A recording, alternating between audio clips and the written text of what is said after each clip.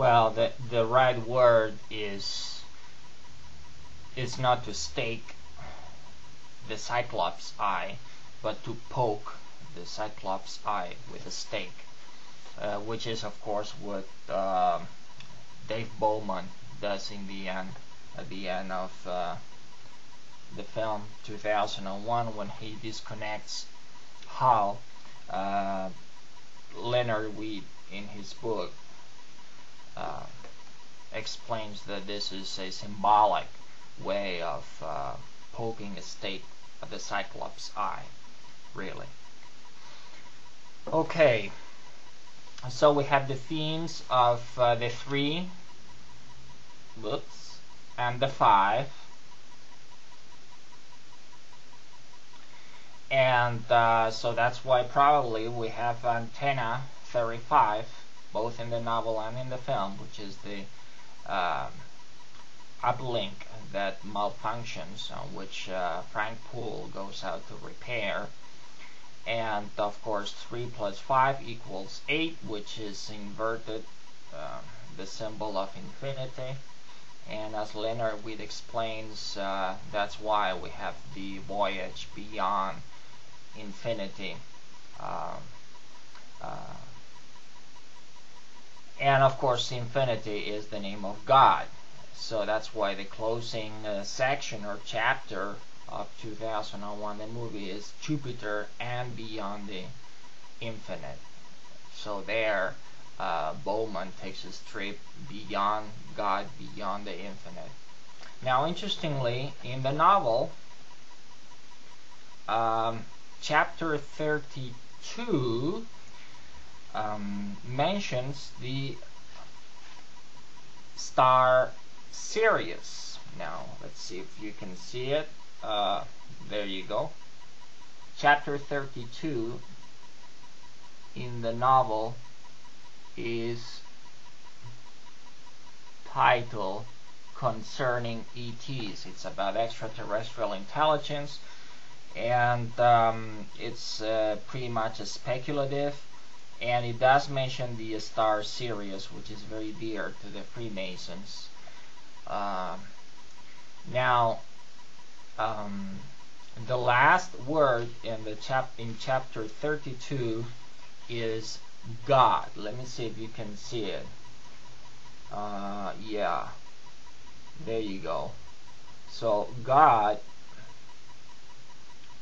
shows up just at the end of chapter 32, beyond the number 33 for chapter 33, which is titled Ambassador. How interesting, huh? You have to understand that on receiving the 33rd degree, a Freemason kind of believes he's rising above God. And so Bowman in this chapter is described literally in the novel as Ambassador Extraordinary, Plenipotentiary for all mankind. Those are the words that Arthur C. Clarke uses. Plenipotentiary comes from the Latin full powers. So Bowman, the 33rd degree Freemason, is thereby symbolically receiving his full powers.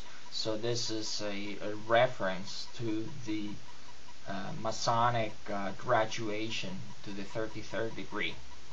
Now, what happens, what odd things happen in this chapter 33 where Bowman becomes the full-powered, fully invested ambassador for all mankind on the encounter with the first higher form of extraterrestrial intelligence? Well, what happens here is that Bowman, Arthur C. Clarke has Bowman listening to the works of Shakespeare, Shaw, and Ibsen. Okay, Shaw, George Bernard Shaw, his father was a Freemason, and he wanted his son to join the organization, but he turned down the offer. Shakespeare, of course, or rather perhaps we should say Francis Bacon, who presumably Ghost wrote a lot or all of Shakespeare's works, or maybe in conjunction with Edward de Vere, whatever.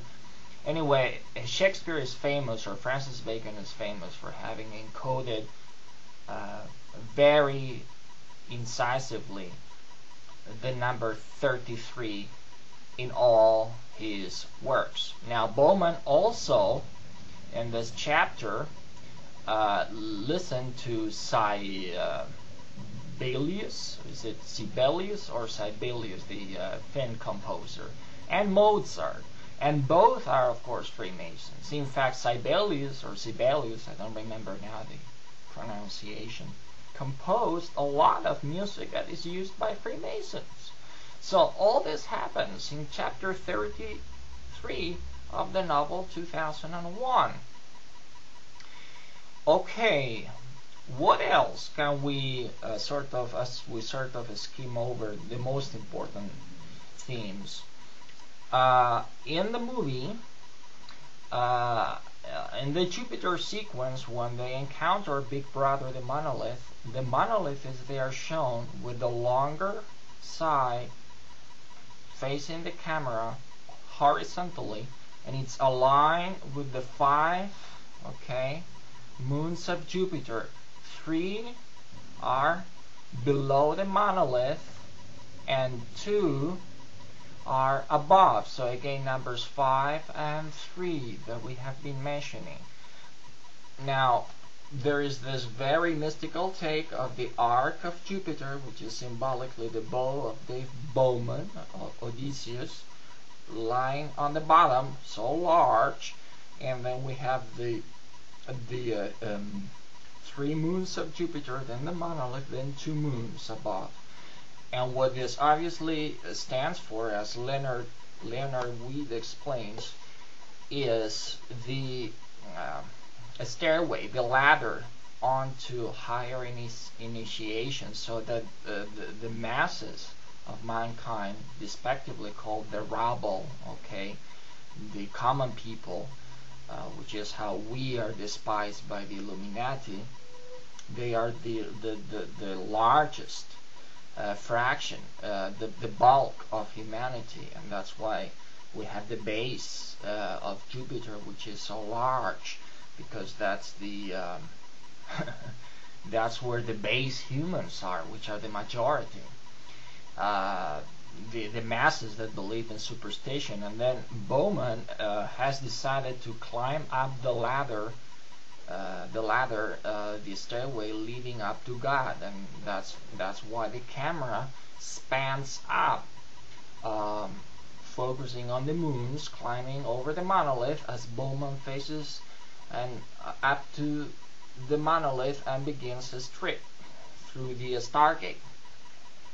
So clearly that symbolism is obvious.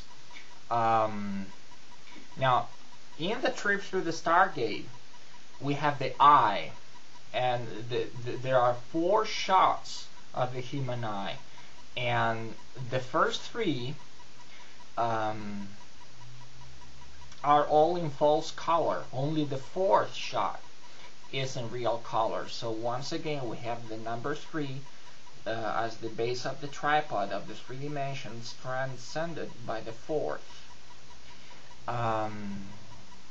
Okay, at the end, of course, we have Odysseus reuniting with Penelope on one layer of interpretation.